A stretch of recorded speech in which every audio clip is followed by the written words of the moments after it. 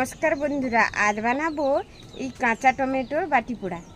প্রথমে এই পাত্রটার মধ্যে দিয়ে দেবো কেটে রাখা টমেটো, কেটে রাখা পেঁয়াজ, হলুদ গুঁড়ো, লঙ্কা গুঁড়ো, পরিমাণ মতো নুন, ধনে গুঁড়ো, সরিষা তেল, ভালোভাবে মাখিয়ে নেব।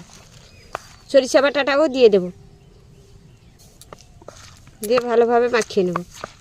উপর দিয়ে কিছুটা জল দিয়ে দেব, কোচানো ধনে পাতা দিয়ে দেব, উপর দিয়ে রসুন কাঁচা লঙ্কা দিয়ে দেব। নেভানো আগুনটার মধ্যে বসিয়ে দেব, দিয়ে উপর দিয়ে ঢাকনা দিয়ে দেব। এবার ঢাকনাটা উঠিয়ে নেব। দেখুন বন্ধুরা, হয়ে এসছে, নামিয়ে নেব। দেখুন বন্ধুরা কেমন হয়েছে।